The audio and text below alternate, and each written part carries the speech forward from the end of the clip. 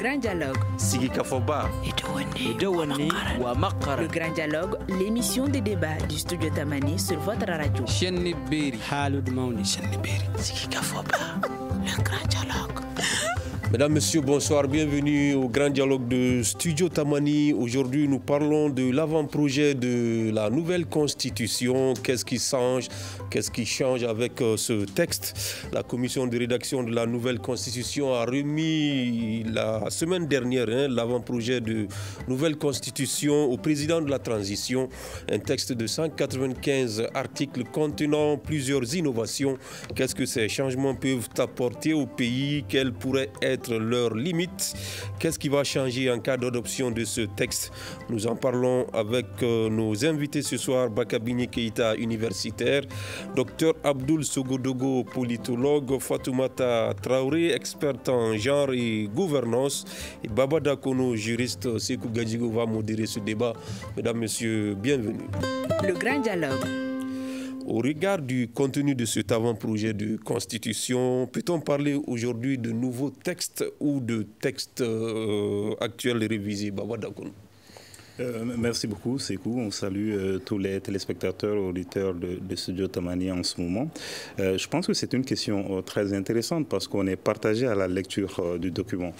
Partagé en ce sens que, au départ, l'idée d'une nouvelle constitution, c'était de pouvoir partir sur de nouvelles bases, sur de nouveaux fondements juridiques afin de doter l'État d'un contrat social qui allait le lier avec les populations. Donc, on s'était dit, s'il faut aller vers une nouvelle constitution, donc c'est un nouveau départ. Mais à la lecture de ce qui est proposé, on se demande, mais pourquoi forcément une nouvelle constitution? Parce que c'est vrai qu'il y a des innovations, mais la plupart des innovations étaient déjà prévues dans le cadre de précédentes révisions, sauf à l'exception de 2 ou 3 réformes. On aurait l'occasion de revenir sur ça, mais de façon, à travers une lecture croisée, on se rend compte que la majeure partie des réformes qui sont proposées étaient, entre autres, des réformes qui étaient proposées à travers la loi du 2 août 2011, la loi constitutionnelle qui avait été votée sous le président Amadou Toumani Touré. En 2017, il y a eu également une tentative de révision. Certaines réformes étaient contenues dans cette tentative. Il y a des appellations qui changent, il y a des dispositions qui changent. Il y a les pouvoirs du président de la République, par exemple, qui sont renforcés, mais ce sont, somme toute, des réformes, des révisions qui pouvaient rentrer dans le cadre d'une révision constitutionnelle. Donc, il ne nécessitait pas forcément... Pas forcément en sens du droit, ce que je veux dire. Mais peut-être qu'il y a d'autres considérations. Peut-être notamment la méthode de révision de la Constitution qui constitue un obstacle aujourd'hui, qui pousse à aller vers une nouvelle Constitution. Sinon, dans le fond, ce qui est proposé n'engage pas une réforme de nature à dire qu'on change totalement la Constitution. D'accord. Bakabini Keïta, êtes-vous d'accord avec Baba Dakono qu'il n'y a pas de changement fondamental qui puisse nous amener à dire qu'on change la Constitution? Attention, il faut préciser, pas de changement fondamental par rapport aux tentatives de révision qui avaient eu. Donc il rentrait dans le cadre d'une révision également. Tout à fait. Voilà. La précision, Bakabini. Oui, mais finalement, la question c'est quoi? Parce que... Non, Baba Dakono vient de dire que avec ces innovations, ces changements qu'on vient de voir dans cet avant-projet qui a été remis au président la semaine dernière, qu'il n'y a pas assez de changements par rapport à ce qui était prévu dans les tentatives de révision passées. Bon, au fait, si on entend changement au sens effectivement de passer d'une république à une autre, on n'est pas dans ce cadre-là pour le moment, en tout cas ce que je sache. Je crois que le président de la commission dit qu'on n'est pas dans un changement, on n'est pas, comment dirais-je, on ne change pas de constitution, mais on change la constitution. Mais on change la constitution. Est-ce que pour toi, on peut parler de changement de la constitution avec ces innovations-là? Bon, moi, sincèrement parler, je pense qu'il y a des innovations, mais en même temps aussi, je m'interroge sur la qualité, la pertinence de certaines des innovations. Est-ce que je suis même inquiet pour certaines des innovations.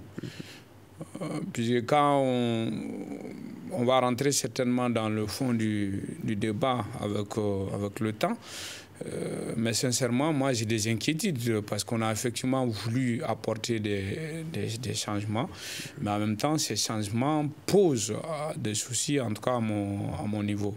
D'accord. D'accord. Nous allons vous redonner la parole tout de suite quand on va aborder ces innovations-là une à une. Peut-être si on parvient à le faire. Madame Traoré, est-ce qu'aujourd'hui le gouvernement parle de nouvelle constitution? Est-ce que vous êtes d'accord avec cela? Je pense que oui.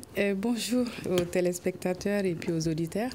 Merci pour cette question. Effectivement, c'est une question fondamentale en ce qui concerne le fait tout simplement de dire on a une nouvelle constitution, est-ce que ça vaut la peine d'avoir une nouvelle constitution? À mon humble avis, vraiment, je pense que cette constitution valait la peine d'être révisée parce que, en quelque sorte, pas révisée, mais on va dire l'adoption d'une nouvelle constitution, dans la mesure où j'ai constaté quand même qu'il y avait des innovations majeures. Déjà, dans le préambule de la constitution, on voit qu'il y a certaines innovations, mais même quand on rentre aussi dans les différents articles avec, bon, vous avez dit qu'on va revenir sur ces questions-là. Donc, pour moi, ça valait la peine parce que non seulement la constitution de 92 était une constitution qui a été, en tout cas, largement contestée, pour ne pas dire honnie en quelque sorte, mais à chaque fois quand on entame une procédure d'aller vers une nouvelle constitution, il y avait toujours des problèmes. Donc nous pensons qu'effectivement c'est une opportunité à saisir en cette période-là pour aller vers une nouvelle constitution qui va jeter les bases d'un Mali nouveau comme le souhaitent les Maliens aujourd'hui. D'accord. Docteur Abdoul Sogodougou, est-ce qu'au regard du contenu de ce texte et des tentatives précédentes qui n'ont pas abouti, est-ce qu'on peut dire qu'on part véritablement vers une nouvelle constitution ou bien c'est l'actuelle qui sera simplement révisée? Merci Sekou pour l'opportunité qu'il nous a offert pour partager notre lecture de l'avant-projet de constitution. On remercie aussi toutes ces personnes qui nous écoutent en ce moment. À ma lecture, je dirais que effectivement, la volonté affichée est d'aller vers une 4e république parce que ne serait-ce qu'un certain nombre d'éléments, par exemple, il y a une volonté d'aller vers un régime présidentiel, même si on le verra dans les discussions, cela peut être un peu nuancé parce que cette séparation des pouvoirs sous-tendue par cet avant-projet a encore des marges d'amélioration pour qu'il y ait une véritable séparation ou, si vous voulez, un véritable équilibre entre l'exécutif, le judiciaire et l'exécutif. Je trouve que le judiciaire reste encore le parent pauvre et qui est à certaines mesures inféodé encore à l'exécutif. Par exemple, quand on regarde la composition de la Cour constitutionnelle, on voit encore l'influence du président de la République. On voit encore le président est toujours membre du Conseil supérieur de la magistrature. Donc j'imagine déjà que le ministre de la Justice reste encore le rapporteur, ce qui est une immixtion, à mon sens, de l'exécutif encore dans le judiciaire. Alors que si on veut cet équilibre, il faut que le pouvoir exécutif n'ait pas cette influence. On voit aussi qu'il y a des marges d'équilibre au niveau du Parlement qui reste encore à certains points dépouillé de son pouvoir de contrôle. Il n'a pas encore la totalité de ce pouvoir-là. Il n'a pas un regard sur la nomination, par exemple, de hauts fonctionnaires. Par exemple, les ambassadeurs, le président, il nomme qui il veut. Il n'y a pas un contrôle, il n'y a pas un regard préalable du Parlement en la matière. Et donc, ce sont ces éléments, peut-être avec les observations qui vont se faire dans les jours à venir, qui peuvent permettre justement d'améliorer ce projet et qu'on puisse retrouver ce que j'appelle un véritable 4e République dans un régime présidentiel. D'accord. Vous nous plongez déjà dans les innovations. Baba Dakounou, s'agissant des innovations, qu'est-ce que vous saluez dans ces changements qu'on constate dans cet avant-projet? Il y a un certain nombre d'éléments qui constituent des avancées. Et je pense que peut-être, comme on doit parler du fond en ce moment, préciser ce que je disais tout à l'heure par rapport aux précédentes initiatives. Quand on prend les innovations majeures, je ne parle pas des innovations qui, à mon sens, sont un peu fantaisistes, telles que les mentions faites à l'administration, l'organisation de l'administration. Dans la constitution précédente, l'administration faisait partie intégrante de l'État et était placée sous l'organisation et la gestion du Premier ministre. La Constitution de 92 dit que le Premier ministre dispose de l'administration et des forces armées. Donc ça, on n'en faisait pas un corps à part et je ne vois pas l'intérêt d'en faire un corps à part, étant donné que ce soit le gouvernement, que ce soit la Cour suprême, toutes les institutions travaillent avec une administration. Donc c'est un corps transversal et les pouvoirs de nomination dans ce corps de mobilité et d'avancement, etc., l'organisation de ce pouvoir-là revient au gouvernement et en l'occurrence à son chef. Donc j'utilise l'expression pour des fantaisistes. Pour moi, c'est juste pour faire. Peut-être c'était pour augmenter le volume de la Constitution et je pense qu'on y est arrivé.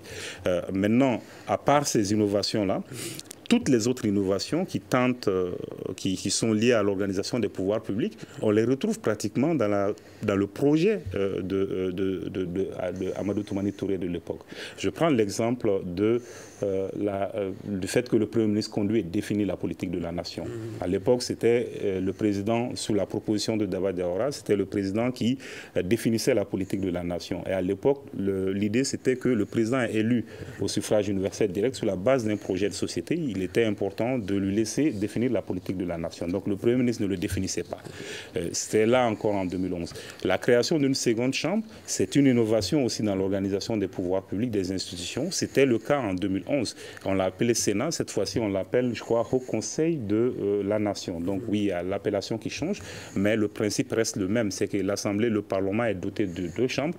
Une chambre avec des élus au suffrage universel direct et une seconde chambre qui est censée représenter les territoires dont le mode d'élection peut être fixé autrement, c'est-à-dire au suffrage universel direct, avec des collèges spéciaux, ce qui était proposé en 2011. Cette fois-ci, il n'y a pas de précision sur le mode de désignation d'un quart de ces membres du Haut Conseil qui mérite d'être éclairé.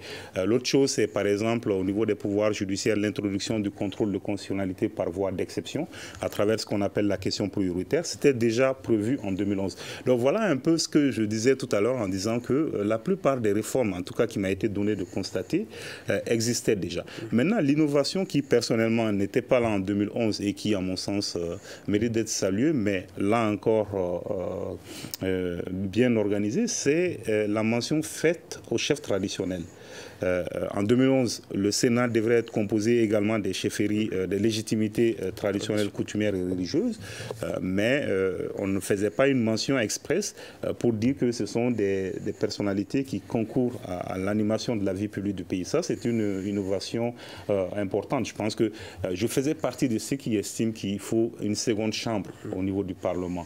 Pas pour caser des gens, mais pour le confort de la démocratie et pour renforcer davantage la capacité de contrôle de l'action du gouvernement par le Parlement. Deux chambres, c'est toujours mieux parce que ça fait deux examens. Mais par contre, là où je suis un peu resté sur ma faim par rapport à l'innovation, c'est qu'en même temps qu'on renforce le Parlement, mais en même temps on le dépouille de sa possibilité d'exercer ce contrôle-là sur le gouvernement. Je sais qu'on aura l'occasion de revenir un peu sur ça. Peut-être ça, c'est d'entrée de jeu quelques observations sur le fond. Tout à fait. Bakabini, est-ce qu'avec ce texte-là, vous avez l'impression qu'on essaie de trouver un équilibre entre les différents pouvoirs, le judiciaire, l'exécutif et le législatif? Bon, effectivement, je pense que ceux qui ont fait le texte, la commission, il y a effectivement une volonté à afficher, en tout cas à changer les choses qualitativement, dans le sens en tout cas du renforcement et du redressement de la démocratie. Je pense qu'on voit bien ça, qu'il y a cette tentative qui est là. Mais s'il y a cette tentative, il y a quand même beaucoup d'hésitations. Si ce ne sont pas des hésitations, quand même, il y a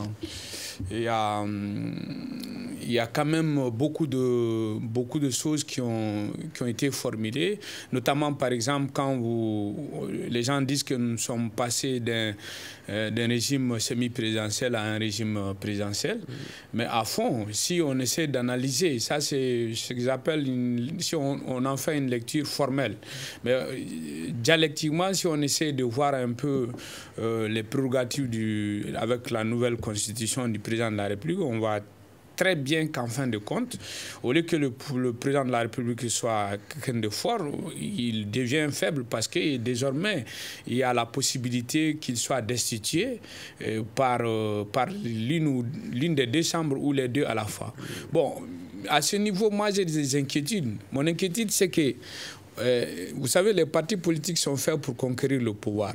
Et donc, si on demande à un homme politique et on donne le pouvoir à un homme politique de destituer un autre, donc je pense qu'on ouvre la voie à l'instabilité. Donc, surtout qu'on dit, bon, haute trahison, le concept de haute trahison qui n'est pas clairement, en tout cas, défini. Est-ce qu'il est même possible de... Je crois aucune constitution du monde n'est arrivée, en tout cas, à traduire de manière claire et précise ce concept de haute trahison. Donc, c'est quelque chose où on peut mettre tout. Et donc, dans ces conditions-là, moi, je crains que ça ne soit l'occasion donnée, en tout cas à des hommes politiques, à chaque fois qu'ils veulent accéder au pouvoir. Donc, si le pouvoir d'un tel ne me plaît pas, donc je crée les conditions pour qu'il soit décidé. Donc, ça, c'est une inquiétude, si vous me permettez, c'est une inquiétude majeure, en tout cas, comment dirais-je, par rapport à cette nouvelle constitution. Il y a d'autres innovations, par contre, qui me semblent importantes, mais qui doivent être, on doit avoir le courage de les renforcer. Par exemple, pour la première fois, en tout cas dans aucune des constitutions du Mali, le citoyen avait la possibilité d'interpeller directement, je crois, la Cour constitutionnelle ou si c'est la Cour suprême. Je n'ai pas le papier sous la main. Et donc, ça, ce sont des innovations. Et même si vous prenez, comment dirais-je, cette interpellation du citoyen, mais il faut mettre aussi des garde-fous pour que les gens aussi n'interpellent pas pour n'importe quoi. Même par rapport à la décision du président, il est dit que les deux chambres ont la possibilité de destituer le président. Mais pour quel motif? Est-ce que si, par exemple, il s'avère que le président, c'est-à-dire que les deux chambres ont tort de proposer la décision du président, je n'ai pas vu quelque part des contre-sanctions, c'est-à-dire des sanctions qui soient prévues pour en tout cas les deux chambres qui ont proposé en tout cas la décision du président. Donc il y a la volonté affichée vraiment d'aller de l'avant, de renforcer notre démocratie, de parfaire notre démocratie, mais apparemment peut-être c'est la pression du temps aussi qui est là, parce que c'est ça que moi je dis chaque fois. Le problème, comment dirais-je, de nos transitions, c'est que les transitions sont mises sous pression. Donc on leur demande de faire des tas de boulot en un laps de temps, ce qui fait que souvent les choses sont faites à moitié. C'est pas facile. Alors Madame Traoré, contrairement à Bakabini, il y a certains qui pensent que la part belle est faite au président de la République dans ce texte, en passant de régime semi-présidentiel au régime présidentiel. Qu'en dites-vous? Bon, la part belle. Alors, à ce niveau, je pense que cela sous-tend aussi certains articles qui ont évoqué le fait que le président de la République est impliqué dans la désignation des membres des institutions de la République. Donc je pense que c'est surtout ça. Donc, et c'est également lié au fait que, puisque dans le texte, on a fait une séparation claire entre le pouvoir judiciaire, législatif et l'exécutif. Mais au finish, on voit que c'est le président qui est le président du Conseil supérieur de la magistrature. C'est le président qui nomme, qui désigne deux des 9 sages de la Cour constitutionnelle, qui nomme le président de la Cour suprême. Est-ce qu'il y a véritablement une séparation de pouvoir? Je ne pense pas qu'il nomme. Le président des institutions sont nommés par leur père. Mais ce qui est sûr, les 9 membres, il y en a 2 qui sont nommés par le président de la République, c'est vrai. Donc, maintenant, deux autres par le Conseil supérieur qui est présidé quand même par le président. Oui, c'est vrai.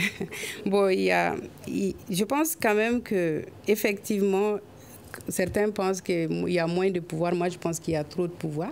C'est mon humble avis sur la question. Trop de pouvoir pour... Trop de pouvoir pour le président de la République qui, en quelque sorte, dans l'exercice de sa fonction, peut peut-être être une entrave à la séparation des pouvoirs qui est édictée dans la nouvelle Constitution. Donc, je pense qu'il y a ce problème-là que je partage. Mais au-delà de ça, je ne sais pas si c'est le lieu de le dire, c'est que finalement, quand on regarde la question des forces armées et de sécurité, partout on a parlé d'un corps, donc on évoque aussi autant les prérogatives que les limitations de pouvoir. Mais dans la Constitution, cela ne ressort pas pour les forces armées et de sécurité. Donc il y a d'autres, je pense qu'il y a d'autres points. Je ne sais pas si on va revenir là-dessus. D'accord. Mais voilà. D'accord. Docteur Segodougou, est-ce que quand on regarde ce texte-là, on a l'impression que les rédacteurs se sont assumés à aller vers cette indépendance de la justice que le peuple demandait depuis fort longtemps? Est-ce qu'aujourd'hui on peut dire que le judiciaire est vraiment indépendant de l'exécutif? Il y a des efforts, mais je pense que, comme je le disais tout à l'heure, il y a encore des marges d'amélioration ou de progression pour rendre la justice encore indépendante du pouvoir exécutif. Par exemple, je le disais tout à l'heure, il faut vraiment qu'on retire le président du Conseil supérieur de la magistrature. Il y a cette possibilité qui est désormais laissée pour que le citoyen puisse saisir le Conseil supérieur de la magistrature. C'est un pas dans la lutte contre l'impunité et ça, c'est à noter. Mais comme vous le disiez déjà tout à l'heure, quand vous posez la question à Mme Samaké, la question de l'influence du président de la République dans la nomination des membres de la Cour constitutionnelle, qui reste vraiment une réalité. Et donc, ça, il faut peut-être le revoir. Et je vois qu'il y a certaines corporations peut-être qui pourraient jouer un rôle. Par exemple, pourquoi les organisations de la société civile ne pourraient pas nommer certaines personnes comme membres de la Cour constitutionnelle. Donc, ça, c'est ces efforts qui peuvent être faits. Mais on voit aussi que les articles 6 et 7, quand vous regardez les règles d'habeas corpus qui sont promues et dans cette constitution cette fois-ci, sont de nature à garantir un peu davantage, plus de justice pour les citoyens. Parce qu'on a mis, désormais, le procureur ne peut plus mettre quelqu'un sous mandat à plus de 48 heures. Il faudrait un mandat. Donc on avait vu, il y avait quand même des abus. Il y avait beaucoup d'abus dans ce domaine-là. Donc je disais, peut-être qu'il faut encore, avec les différentes propositions qui vont être faites par les acteurs politiques, les organisations de la société civile, les partis politiques, donc peut-être qu'il faut tenir compte des différentes observations pour vraiment rendre la justice indépendante. Je le disais, je le trouve encore vraiment le parent pauvre, le pouvoir qui est un peu sous-estimé ou en tout cas pas suffisamment mis dans de bonnes dispositions pour jouer pleinement son rôle, pour qu'on ait cet état de droit. Qu'est-ce qui pourrait expliquer cela? Alors que je pense que c'est une demande forte c'est peut-être une tradition et le fait qu'on ne veut pas peut-être rompre quelque part avec, c'est pas facile de rompre, avec le régime présidentiel auquel nous sommes habitués. Nous sommes dans un système francophone, hein. Vous voyez, nous sommes les seuls, par exemple, à avoir deux ordres juridictionnels, une justice pour l'administration et une justice pour la personne, une justice de droit commun. Parce qu'on a toujours voulu mettre l'administration dans une situation particulière. Donc, on n'a pas cette culture de voir l'administration comme étant un sujet ordinaire du droit. Et donc, je pense qu'il faut qu'on s'inspire un peu de ce qui s'est fait ailleurs, mais surtout de s'inspirer de nos véritables réalités. Et je pense que cette nouvelle constitution fournit aussi des efforts dans ce sens en reconnaissant la justice traditionnelle. Et bon, la question va être comme les questions que ça va être organisé par une loi. Donc, c'est de voir jusqu'à où on va pouvoir permettre à cette justice traditionnelle de jouer un rôle important dans la régulation des conflits.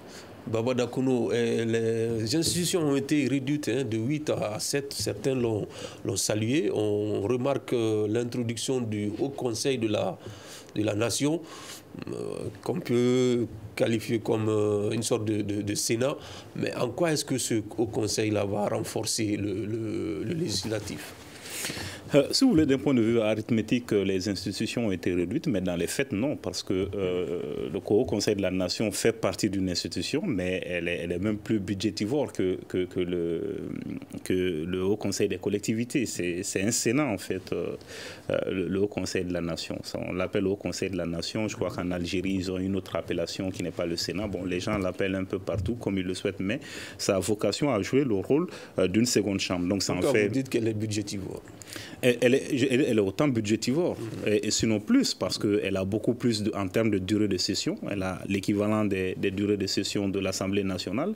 Donc c'est en fait, il faut juste dupliquer l'Assemblée nationale et proportionnellement au nombre, donc réduire ce budget-là au nombre de sénateurs. Par exemple, si on a 200 députés et qu'on a 100 membres du Haut Conseil de la Nation, donc il faut diviser le budget de l'Assemblée nationale par 2 pour avoir le budget de cette institution.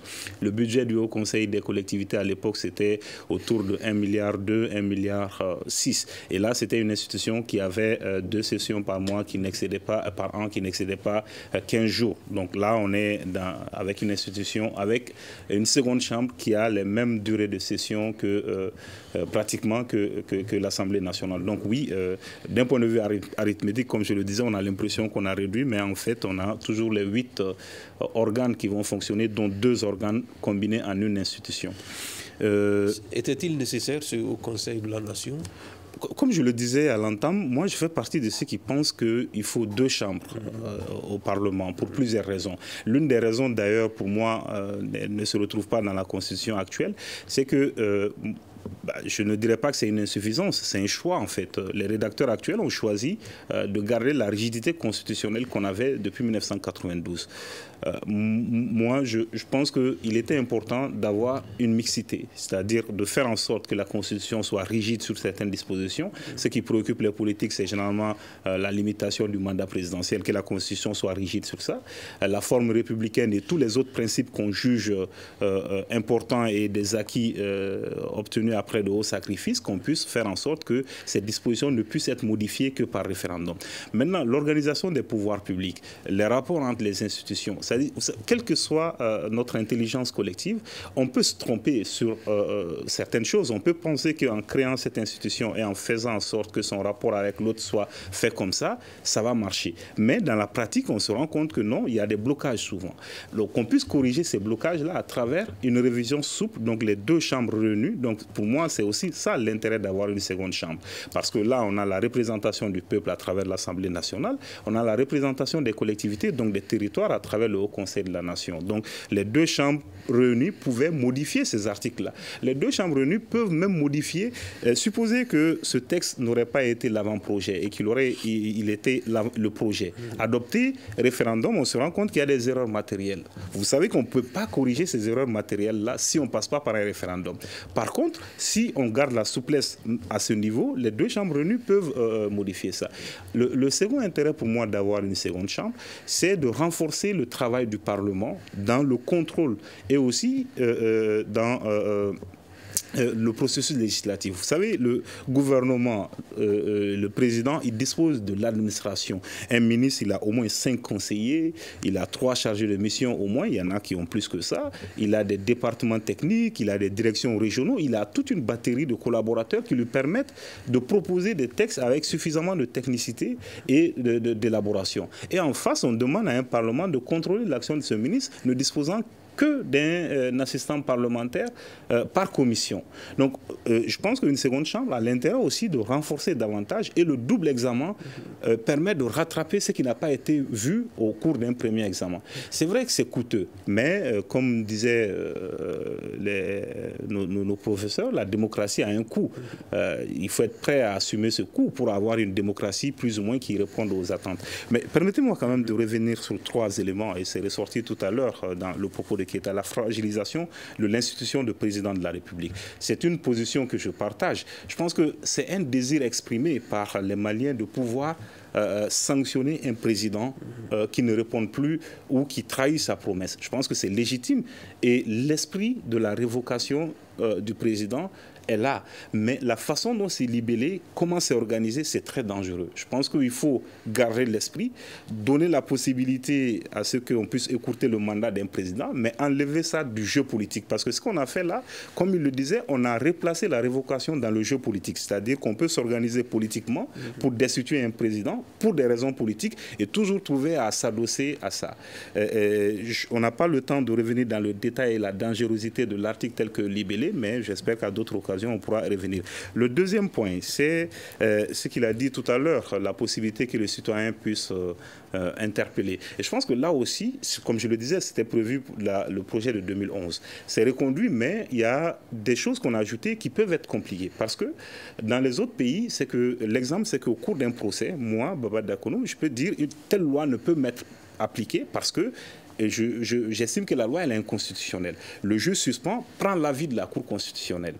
C'est comme ça que ça se passe. Mais ce qu'on a proposé dans ce projet, c'est que ça passe par la Cour suprême. C'est la Cour suprême. On a alourdi la procédure de telle sorte que ce qui va se passer, c'est qu'on aura... tout le monde va soulever l'inconstitutionnalité des lois. On aura une Cour suprême submergée par ça, des procès qui sont latents. Donc, on est en train de créer beaucoup plus de difficultés. Je pense que pour certaines choses, ce n'est pas la peine de réinventer l'eau chaude ou de se donner l'impression d'inventer l'eau chaude. Il faut garder cette impression. Et le dernier point sur lequel je voudrais revenir, c'est vrai que la discussion aujourd'hui, c'est de se demander quel est le type de régime dans lequel on se trouve. En 92, c'était le régime semi-présidentiel, où on avait un exécutif bicéphale. Et ça me permet de rappeler les caractéristiques essentielles d'un régime semi-présidentiel. Ces caractéristiques sont de 3 ordres. Le premier, c'est justement le bicéphalisme de l'exécutif. Et ce bicéphalisme de l'exécutif permet d'avoir un chef de l'État élu au suffrage universel direct et un Premier ministre nommé par ce chef de l'État, mais qui est responsable devant le Parlement. Et cette responsabilité du gouvernement devant le Parlement, elle est importante et en biffant, on enlève une des caractéristiques essentielles du régime semi-présidentiel. On est dans un régime hybride.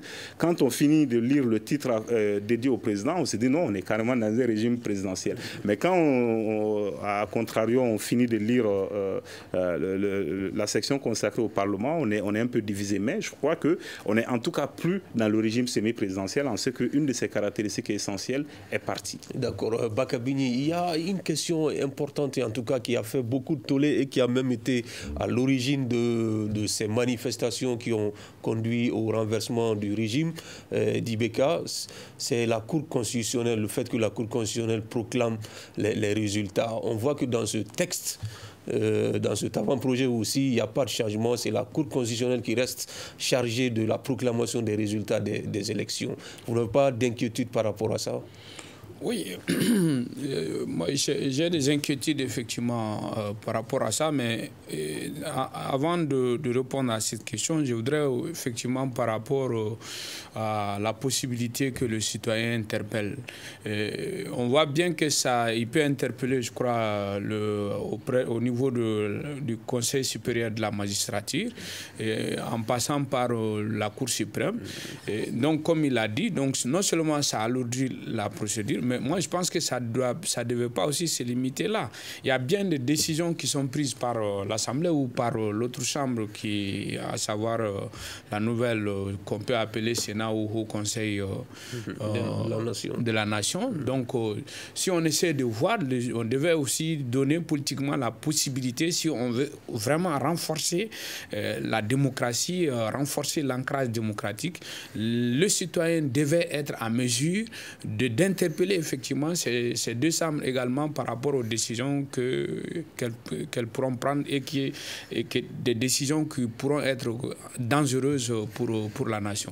Maintenant, par rapport à la question la Cour constitutionnelle, aux prérogatives données à la Cour dans l'ancienne Constitution, donc reconduite dans la nouvelle Constitution, je suis d'accord avec toi. En tout cas, j'ai fait le même constat que les prérogatives n'ont pas changé et qu'effectivement, moi, mon inquiétude, c'est que s'il y a par exemple surtout que désormais, le président ne peut pas dissoudre l'Assemblée.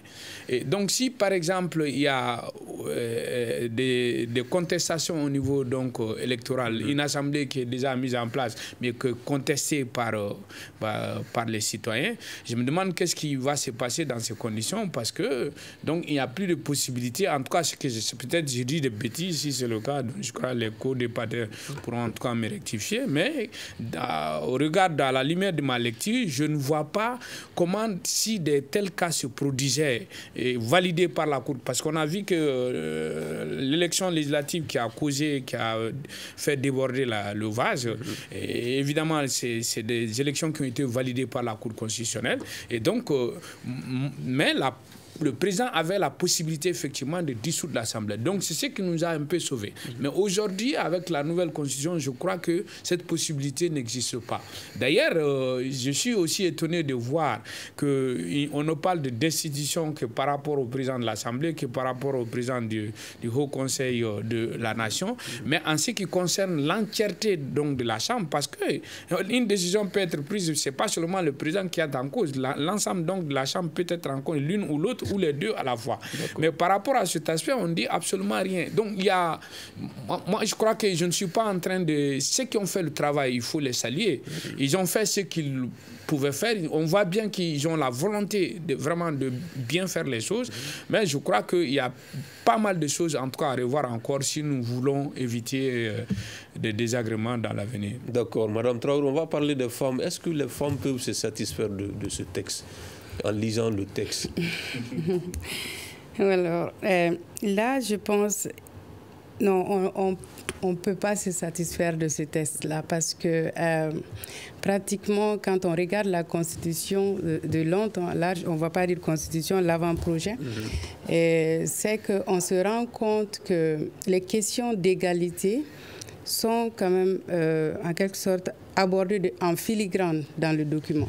C'est-à-dire qu'on parle d'égalité quand on veut parler de façon générale, quand on veut vraiment parler de la population dans sa généralité. Mais il n'y a pas un seul article qui met l'emphase, par exemple, sur les questions d'égalité, de chances. J'ai vu ça quelque part dans un article où on parle d'égalité de chance par rapport à la rémunération, mais pas plus. Mais d'égalité, des principes d'égalité, par exemple, par rapport à l'emploi et autres. Mais nous ne voyons pas cette prise en charge de l'égalité des sexes dans les différents articles de cette Constitution. Et on voit que c'est le masculin. Qu'on mette la loi sur la loi sur le genre, la loi 052 dans ce texte. Bon, on n'a pas besoin d'aller jusque-là parce qu'il y a déjà une loi qui est là, donc on considère que cette loi doit faire son effet à travers ces différentes dispositions. Puisque cette loi avec son décret d'application. Est souvent ignorée par... Oui, c'est ignoré, c'est vrai que c'est ignoré, mais je pense que c'est dans la Constitution qu'on avait l'ultime chance de mettre vraiment, on va dire, les projecteurs sur la question d'égalité entre les sexes. Et c'est là, malheureusement, on est passé totalement à côté. Vous allez voir, par exemple, quand on analyse certains articles, quand on parle des richesses de la nation, quand on parle, par exemple, des fonctions que nous devons, que la population devait occuper. Donc, on ne parle pas de cette égalité de chances et on ne parle pas non plus des obstacles qui pourraient éventuellement empêcher les femmes d'arriver à ça et de dire que, par exemple, on va tout mettre en œuvre pour que ces obstacles-là soient levés. Donc, c'est vraiment dans cette optique-là que moi, je trouve qu'on ne peut pas se satisfaire de cela. C'est vrai que ça a été abordé, mais vraiment pas de façon approfondie, de manière à donner une égalité de chances à tous les citoyens et citoyennes du Mali. D'accord. Docteur Sogodougou, on parlait à l'instant de la Cour constitutionnelle. Je voudrais qu'on revienne sur ça. C'est un problème qu'en tout cas qui a provoqué des soulèvements ici. Est-ce que vous comprenez le fait qu'on n'ait pas décidé de changer cette disposition, que la Cour constitutionnelle garde toujours dans ses prérogatives la proclamation des résultats des élections? Oui. Et je trouve que c'est encore l'un des aspects sur lesquels il y a des améliorations possibles. Il faut reconnaître aussi quand même qu'il y a eu un effort. Il y a eu, par exemple, quand on regarde l'élection du président de la République, on voit qu'effectivement, il va continuer à proclamer les résultats définitifs, mais on a atténué son pouvoir de reformulation, par exemple, parce qu'on dit que lorsque cette reformulation a tendance, par exemple, à changer un peu l'ordre, si le deuxième va se retrouver premier, donc la Cour peut annuler les élections. Donc le troisième ne pourra plus se retrouver premier. Mais je pense que moi j'aurais souhaité que carrément qu'on donne la compétence à l'organe unique de gestion des élections de proclamer des résultats définitifs et que la Cour puisse connaître du contentieux, par exemple. Ça serait plus sage, et ça, parce que les décisions de la Cour sont sans recours, en fait. Donc c'est très important de le garder à l'esprit. Et je disais aussi que c'est vrai, on a essayé de travailler à l'impartialité de la Cour. Ça, il faut saluer aussi cet effort-là, en donnant un mandat unique. Moi, j'avais proposé un moment un mandat, une nomination à vie. Et j'en discute beaucoup avec les collègues. Certains pensaient qu'il fallait aller vers un mandat unique. C'était mon plan B. Je vois que ce plan B a été adopté. Donc, mais il faut encore vraiment revoir ça. Ce n'est pas suffisant d'atténuer seulement le pouvoir de reformulation. Je pense que la démocratie malienne gagnerait plus en retirant cette compétence à la Cour carrément. C'est-à-dire que la Cour n'ait plus à annuler, à reformuler, à décompter comme il le veut, comme on faisait une autre centralisation au niveau de la Cour. Ça, c'est quelque chose qu'il faut éviter parce que nous devons tirer les leçons de notre passé démocratique. D'accord. Baba Dakounou, on parle beaucoup de la mise en œuvre de l'accord pour la paix et la réconciliation signé issu du processus d'Alger. On dit que pour que cet accord puisse être effectivement mis en œuvre, il faut changer ou réviser la Constitution. Est-ce que vous pensez que dans ce texte-là, on l'a suffisamment pris en compte? Je pense qu'il n'y avait même pas de besoin. Et c'était l'un des principaux points de revendication du mouvement de contestation en 2017. Le fait qu'on ait essayé de mettre dans la Constitution des dispositions qui pouvaient être réglées par le cadre législatif.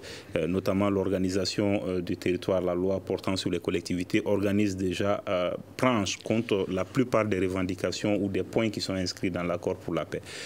Le seul point, c'était qu'il y ait une seconde chambre pour assurer plus de représentativité. Je pense que c'est pris en compte. Au-delà de ça, il n'y a vraiment pas besoin dans le détail que la Constitution aille dans le détail des dispositions prévues par l'accord.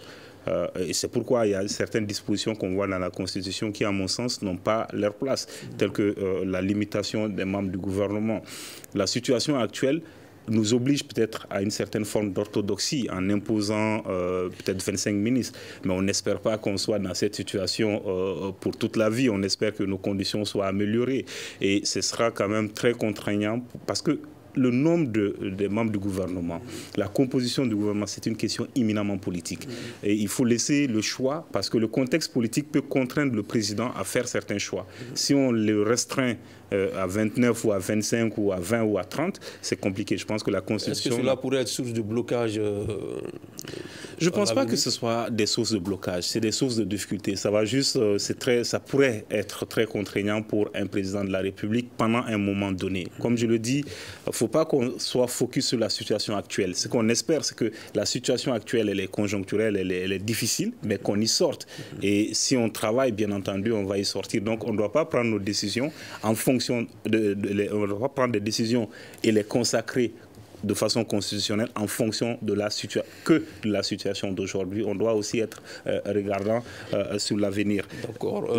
Juste, nous n'avons que 3 minutes. On me fait signe qu'on n'a que 3 minutes. Moi, je voulais juste poser une question en plateau. Est-ce qu'en l'état, vous pensez que ce texte-là peut assurer la stabilité au pays? Au contraire. Ce texte, s'il n'est pas amélioré, fort heureusement, il y a une marge de manœuvre pour l'améliorer parce que le problème d'un référendum, c'est que c'est oui ou non. Dans ce texte, il y a beaucoup de choses qui nous plaisent et dans le même temps, il y a des choses qui nous inquiètent. Et donc, comme c'est une question fermante, oui ou non, on est souvent tenté de suivre nos inquiétudes plus que les avancées qu'on obtient là-dedans. D'autant plus que la Constitution telle que rédigée, l'avant-projet tel que rédigé actuellement ne permet pas une révision de façon souple. Donc cette Constitution qu'on aura elle nous sera imposée et ce sera difficile de même le modifier sans passer par un référendum. Vous avez vu la situation sécuritaire. Même actuellement, organiser un référendum, c'est un exercice extrêmement difficile.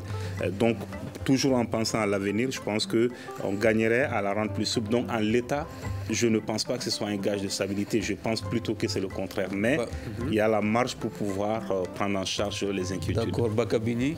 Oui, bon, je pense que je rejoins Baba pour dire, évidemment, en tant que sous cette forme-là, je ne dis pas qu'il n'y a pas eu des avancées. Il y a beaucoup, effectivement. Il faut corriger les insuffisances. Il y a eu beaucoup d'efforts dans le sens, en tout cas, à renforcer l'ancrage démocratique, mais il y a aussi beaucoup d'insuffisances qui ne sont pas forcément dites à la qualité des hommes, mais peut-être dites au temps, dites à pas mal de contraintes.